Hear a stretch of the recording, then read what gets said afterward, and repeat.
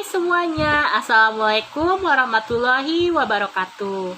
Perkenalkan, nama saya Alia Utami Hanggoropatmi dengan NIM 18240909183. Saya berasal dari jurusan Psikologi, Fakultas Psikologi, Universitas Persada Indonesia YAI. Nah, di video kali ini saya akan mempresentasikan mengenai bagaimana sih peran psikologi komunikasi di masa pandemi corona. Sebelum memulai materinya, saya mengucapkan terima kasih kepada Ibu Dr. Frida Medina Hayu Putri, MPSI, PSI, selaku dosen pengampu dari mata kuliah Psikologi Komunikasi karena telah memberikan saya kesempatan untuk mempresentasikan hasil makalah saya. Nah, penasaran kan gimana sih peran psikologi komunikasi di masa pandemi corona seperti saat ini? Ayo kita simak videonya. Bismillahirrahmanirrahim, langsung saja kita mulai presentasinya. Judul dari presentasi ini adalah penggunaan psikologi komunikasi dalam situasi pandemi corona. Baiklah, pertama-tama kita mulai dulu dengan pendahuluannya. Seperti yang telah kita ketahui bahwa sekarang dunia tengah menghadapi situasi pandemi yang disebabkan oleh virus corona yang biasa kita sebut sebagai COVID-19. Virus corona ini sendiri muncul di Wuhan, Cina pada tanggal 30 Desember tahun 2019. Dan pada tanggal 11 Maret 2020, COVID-19 ditetapkan sebagai pandemi oleh WHO atau Organisasi Kesehatan Dunia. Ada lebih dari 215 negara terjangkit virus corona, dengan laporan terinfeksi sebanyak lebih dari 128 juta kasus. Ini dilansir dari Worldometer tahun 2021. Dan di Indonesia sendiri, virus corona pertama kali muncul pada bulan Maret 2020. Virus corona ini menginfeksi 2 orang warga yang bertempat tinggal di Jawa Barat. Dan sampai saat ini telah ada lebih dari 1.500.000 kasus positif corona dengan rincian sebanyak 41.000 lebih kematian dan sebanyak 1.300.000 lebih kasus sembuh. Nah, penyebab dari infeksi COVID-19 disinyalir berakibat dari penjualan daging yang berasal dari binatang liar atau penangkaran hewan di pasar makanan laut, menurut CUI DKK tahun 2019. Dan gejala-gejala umum terinfeksi COVID-19 adalah demam, batuk, dan mialgia atau kelelahan. Dan gejala spesifiknya adalah batuk berdahak, sakit kepala, hemoptisis, dan diare. Selain itu, ada juga komplikasi termasuk sindrom gangguan pernapasan akut, cedera jantung akut, dan infeksi bakteri sekunder menurut Huang dan kawan-kawan tahun 2020. Informasi tentang virus meningkat setiap hari dan semakin banyak data tentang penularan dan rutenya, reservoir, masa inkubasi, gejala, dan hasil klinis termasuk tingkat kelangsungan hidup yang dikumpulkan di seluruh dunia, menurut Forman dan kawan-kawan tahun 2020. Pandemi corona ini mempengaruhi semua sektor kehidupan, terutama sektor pendidikan. Dan tindakan-tindakan preventif yang dilakukan oleh pemerintah dan para petinggi negara, selain melakukan social distancing, dan penutupan kantor, tempat wisata, tempat hiburan, dan lain sebagainya adalah dengan melakukan penutupan sekolah dan fasilitas pendidikan di banyak negara, baik pada tingkat paling dasar maupun pada tingkat universitas, dan serta memberlakukan pembelajaran melalui daring. ada 290,5 juta siswa di seluruh dunia yang terganggu belajarnya.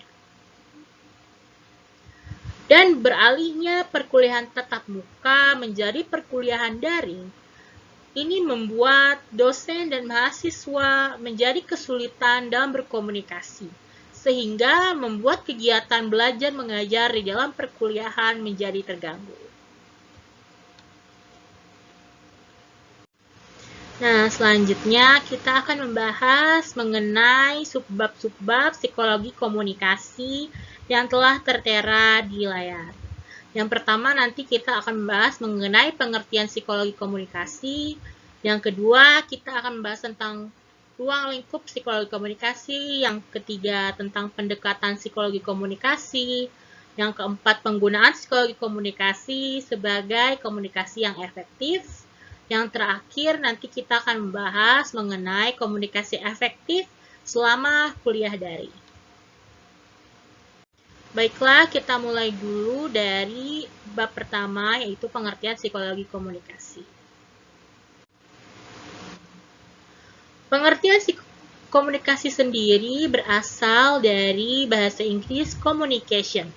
Secara etimologis atau menurut asal katanya adalah dari bahasa Latin communicates, dan perkataan ini bersumber pada kata komunis yang memiliki makna berbagi. Komunikasi merupakan suatu proses penyampaian pesan dari satu pihak kepada pihak lain agar terjadi saling mempengaruhi di antara keduanya.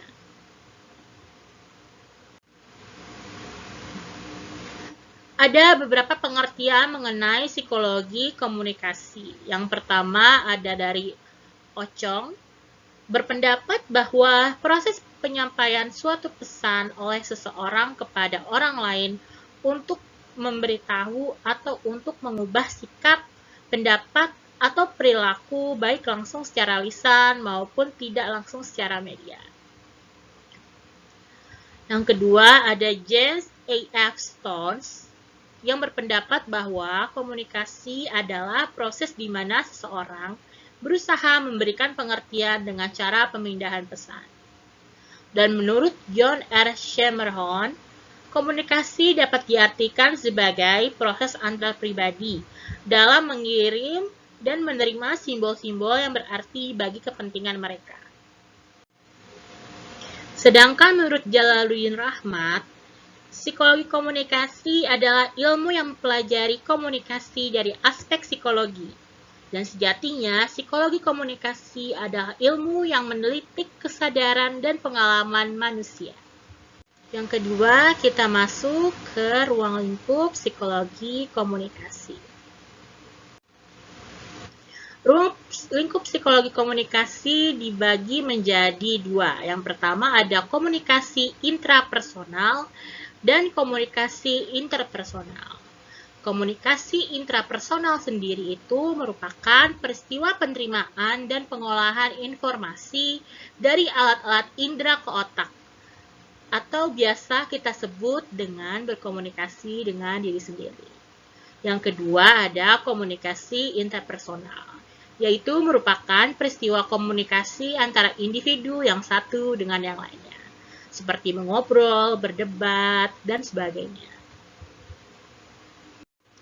Yang ketiga, kita masuk ke pendekatan psikologi komunikasi.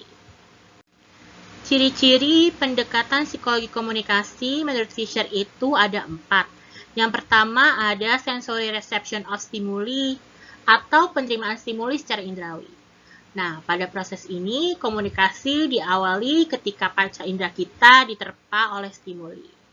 Panca indera tersebut yakni adalah mata, hidung, telinga, mulut, dan kulit.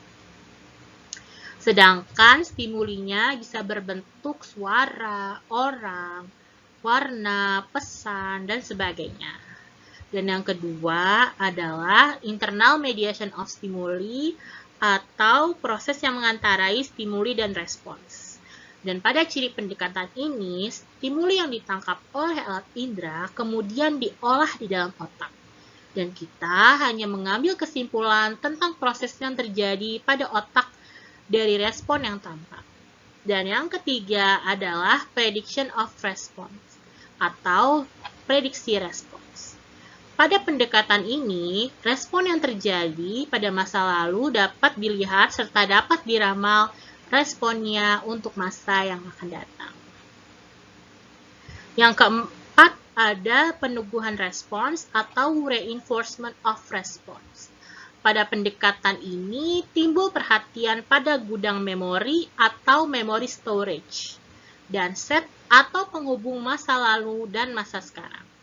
Salah satu unsur sejarah respon ialah peneguhan. Peneguhan adalah respon lingkungan atau orang lain pada respon organisme yang asli. Berger dan Lambert menyebutnya sebagai feedback atau umpan balik, sementara Fisher tetap menyebutnya sebagai peneguhan. Yang keempat, kita masuk ke penggunaan psikologi komunikasi sebagai komunikasi yang efektif. Komunikasi efektif sendiri ini adalah cara menyampaikan sesuatu dengan cara yang tepat dan jelas sehingga informasi yang kita sampaikan dapat dengan mudah dimengerti oleh orang lain. Komunikasi dikatakan efektif apabila terdapat aliran informasi dua arah antara komunikator dan komunikan dan informasi tersebut sama-sama direspons sesuai dengan harapan kedua pelaku komunikasi tersebut. Ada 5 tanda-tanda komunikasi yang efektif. Yang pertama ada pemahaman. Pemahaman berarti komunikan memperlihatkan pemahaman yang cermat dan memuaskan terhadap pesan yang disampaikan oleh komunikator. Yang kedua, ada kesenangan. Komunikasi disebut efektif jika menimbulkan kesejahteraan bersama dan terbidanya hubungan yang insani. Yang ketiga, ada pengaruh pada sikap. Komunikasi yang efektif merupakan komunikasi yang dilakukan dan dapat mempengaruhi sikap dari lawan bicara kita. Yang keempat adalah hubungan sosial yang baik. Komunikasi yang efektif akan menimbulkan hubungan psikologis yang positif dan penuh kepercayaan. Yang kelima adalah tindakan. Komunikasi dianggap efektif jika kita bisa membuat orang lain melakukan tindakan yang nyata. Nah, yang kelima atau yang terakhir, kita akan membahas mengenai komunikasi efektif selama kuliah daring di masa pandemi corona. Sektor pendidikan telah menetapkan bahwa kegiatan belajar mengajar harus dilakukan secara daring demi mencegah penyebaran virus corona. Dan walaupun sudah ada kemudahan dalam mengakses internet, dosen dan mahasiswa masih kesulitan dalam berkomunikasi secara jarak jauh, sehingga perkuliahan secara daring dianggap tidak efektif. Lalu, bagaimana caranya agar kita tetap dapat berkomunikasi efektif, khususnya komunikasi antara dosen dan mahasiswa? Dan di sini ada contoh konkret untuk membuat komunikasi antara dosen dan mahasiswa menjadi efektif. Ini diambil dari 5 tanda-tanda komunikasi efektif pada slide yang sebelumnya. Yang pertama, adanya pemahaman. Contohnya, kita sebagai mahasiswa tidak mengerti materi yang dijelaskan melalui perkuliahan daring. Lalu kita bertanya pada dosen melalui aplikasi chatting. Lalu dosen menjelaskan kembali materinya. Jika kita dapat memahami penjelasan yang diberikan oleh dosen, berarti komunikasi yang dilakukan sudah efektif. Kadang-kadang, semakin banyak orang yang terlibat dalam suatu kegiatan komunikasi, penyampaian informasi tidak sepenuhnya dimengerti oleh orang-orang yang terlibat di dalamnya. Sama halnya dengan perkuliahan daring yang diikuti oleh banyak mahasiswa. Yang kedua, komunikasi efektif dapat menimbulkan kesenangan. Contohnya, dosen bertanya tentang kabar pada mahasiswanya, apakah baik-baik saja ketika melakukan kegiatan perkuliahan daring dan sebaliknya. Hal tersebut dapat membuat kedua belah pihak merasa senang. Yang ketiga, ada pengaruh terhadap sikap. Contoh dalam perkuliahan daring itu seperti dosen memberi wejangan kepada mahasiswa untuk selalu semangat mengikuti perkuliahan daring dan mengerjakan tugas-tugas yang diberikan dengan baik demi mendapatkan nilai yang memuaskan. Dan wejangan ini lalu membuat perubahan sikap pada mahasiswa yang tadinya malas mengumpulkan, dia jadi rajin, dan lain sebagainya. Selanjutnya ada hubungan sosial yang baik. Contoh konkretnya adalah dosen yang dianggap mahasiswa adalah sosok yang tegas, selalu memberi banyak tugas, dan setelah mengikuti perkuliahan daring beberapa pertemuan, dosen tersebut ternyata sangat baik dan sering memberi wejangan dan sebagainya. Mahasiswa yang tadinya sungkan untuk bertanya mengenai materi yang belum dipahami, akhirnya dapat berkomunikasi dengan dosen sehingga terjadi hubungan sosial yang baik. Lalu yang terakhir ada tindakan. Contohnya ketika wejangan dari dosen kepada mahasiswa untuk selalu semangat mengikuti perkuliahan daring dan mengerjakan tugas-tugas yang diberikan dengan baik diikuti dan dipahami oleh mahasiswa. Lalu mahasiswa tersebut akhirnya berusaha untuk rajin mengerjakan tugas dan selalu hadir dalam perkuliahan daring. Berarti komunikasi yang dilakukan oleh dosen dan mahasiswa sudah efektif. Baik, saya cukupkan dulu presentasinya di sini. Dan untuk teman-teman serta audiens yang sudah mengikuti sedari tadi, harus selalu ingat ya untuk jaga jarak, memakai masker, dan cuci tangan. Selain itu, harus makan makanan yang bergizi, istirahat yang cukup, dan rajin berolahraga demi mencegah terjadinya penularan virus corona. Terima kasih atas perhatiannya dan terima kasih juga kepada teman-teman serta audiens yang sudah dari tadi mengikuti. Dan semoga saja materi yang tadi saya sampaikan dapat bermanfaat serta dapat menambah wawasan dan pengetahuan bagi kalian. Terima kasih. Nah, itu tadi video materi yang bisa saya sampaikan. Terima kasih atas perhatiannya dan terima kasih karena telah menonton video ini. Maaf jika ada salah kata dan jika ada kritik dan saran, boleh kalian sampaikan melalui sosial media saya yang nanti akan saya cantumkan di description box ya. Dan jangan lupa ya, untuk selalu menjaga kesehatan apalagi di masa pandemi sekarang ini. Ayo kita lawan corona. Nah, sekian saja presentasi dari saya. Kalau kalian suka videonya, kalian boleh like. Dan kalau kalian gak suka videonya, kalian boleh dislike. Kita ketemu lagi di video-video selanjutnya. Wassalamualaikum warahmatullahi wabarakatuh. Dadah!